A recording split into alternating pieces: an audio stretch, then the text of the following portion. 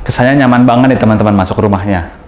Dia itu ceilingnya tinggi nih, dia pakai ceiling sekitar 4 meteran. Jadi kalau misalkan teman-teman masuk ke sini, itu walaupun rumah komplek, nggak terlalu besar luas bangunannya, tapi ini rasanya lega ya, nggak yang terlalu pengap gitu teman-teman.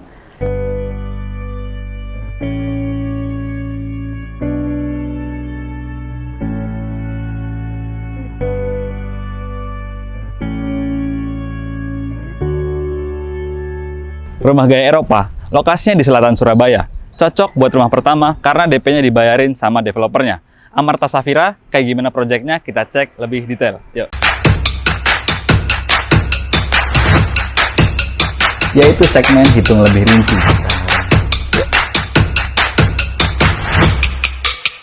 Oke, sekarang kita udah ada di depan rumah yang tipe Adara ini ya teman-teman. Atau tipe terkecil dari Amarta Safira yang klaster baru, yaitu klaster Asteria.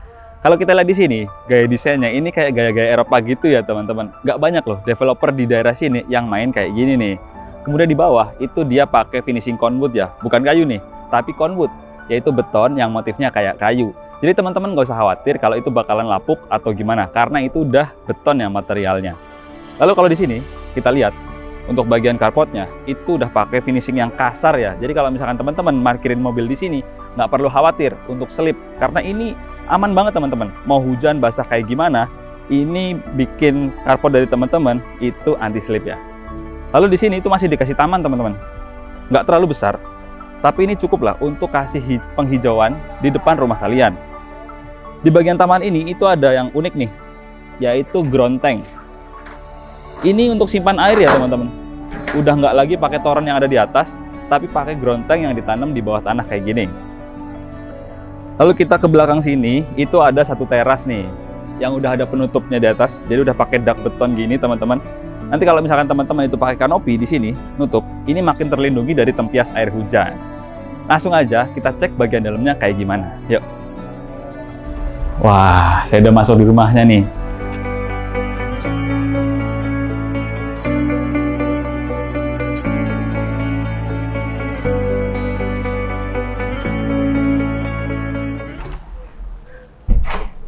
Kesannya nyaman banget nih teman-teman masuk rumahnya.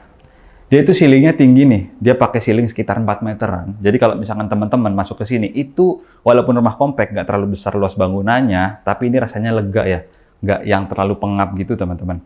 Jadi kalau misalkan teman-teman mau tambahin pakai mezanin juga di atas, ini masih bisa banget kalau misalkan butuh ruang tambahan. Di sini ada satu ruang tamu yang sekalian jadi ruang keluarga nih, bisa untuk teman-teman ini kumpul sama keluarga atau nyambut tamu di sini. Lalu di sini itu langsung terhubung sama ruang makan nih. Ini kompak sih teman-teman, cocok banget buat rumah kayak gini. Cuman mungkin kalau misalkan teman-teman nanti mau furnish lagi, itu jangan terlalu besar ya ini mejanya ya.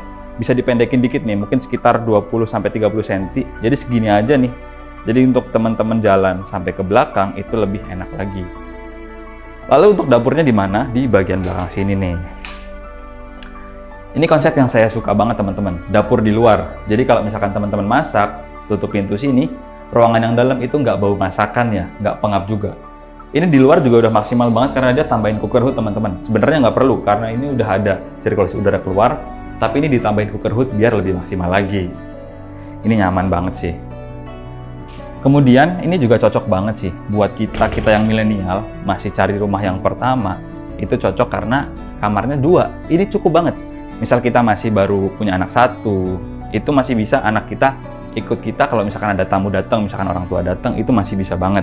Ini juga lebar ya teman-teman kamarnya. Biasanya kamar yang kedua, kamar untuk anak itu biasanya kecil, paling segini ya. Kasurnya nggak bisa pakai kasur yang ukuran queen kayak gini. Itu biasanya nggak bisa, cuman pakai yang ukuran 140 ya. Tapi ini masih bisa banget dan masih lebar banget nih di samping dari kasur ini, sekitar 1,5 meteran. Lalu untuk kamar mandinya, ini konsepnya sharing bathroom ya. Ini reguler aja sih teman-teman, kayak kamar mandi pada umumnya. Cuman dia juga udah bagus untuk range harga segini. Dia kasih full keramik sampai ke atas. Yang biasanya belum dikasih ya, biasanya cuma setengah aja teman-teman. Lalu di bagian depan, ini ada kamar tidur utamanya nih. Cuman karena ukurannya mirip ya, antara depan dan belakang, teman-teman bisa pilih nih, mana yang akan dijadikan kamar tidur utama. Kelebihannya apa? Di bagian depan sini itu ceilingnya lebih tinggi ya teman-teman. Ini sekitar 4 meteran ceiling yang depan. Kalau yang di belakang itu sekitar 3 meteran aja. Nah, udah kelar nih, kita bahas ruangan per ruangan dari yang tipe Adara ini. Nanti juga ada tipe lain nih, ada yang tipe 2 lantainya, nanti bentuknya kayak gini.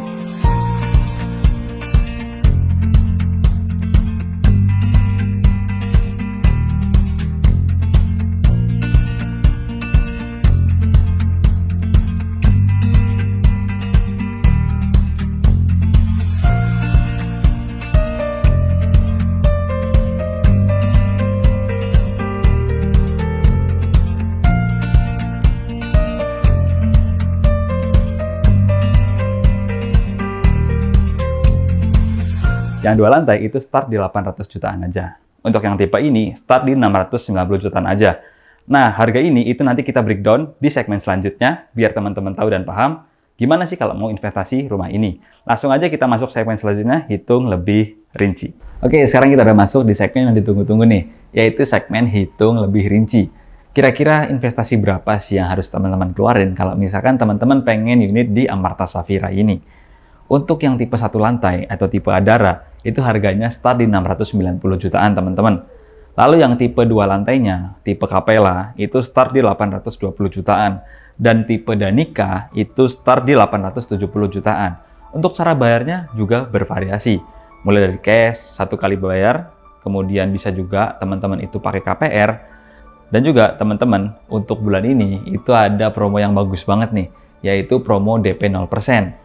Nah, teman-teman kalau misalkan pengen update promonya, teman-teman bisa nih hubungin kontak yang ada di deskripsi.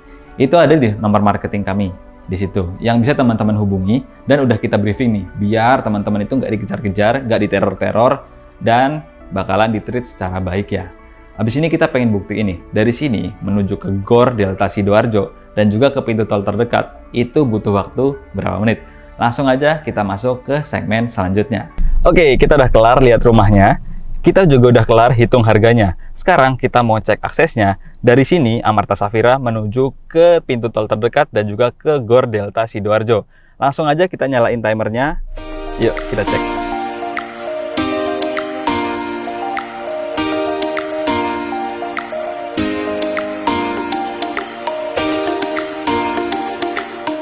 Oke, sekarang kita udah sampai di Gor Delta Sidoarjo. Kita hentiin timernya.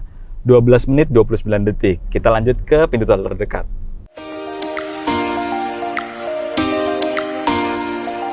Oke, kita baru banget sampai di gerbang tol Sidoarjo. Kita hentiin timernya. 14 menit 45 detik dari Amarta Safira sampai ke gerbang tol Sidoarjo. Jadi masih terjangkau banget ya. Oke, kita udah kelar nih buat lihat rumahnya, hitung harganya, dan juga cek aksesnya ke Gor Delta Sidoarjo dan ke pintu tol terdekat. Gimana nih, kalian suka yang mana untuk Amarta Safira yang tipe tadi? Langsung aja komen di bawah ya. Jangan lupa buat share video kita. Siapa tahu orang-orang yang ada di sekitar kalian lagi cari rumah yang kayak gini nih. Thank you banget udah nonton video kita sampai akhir. Sampai ketemu di video-video kita yang selanjutnya. See you and bye-bye.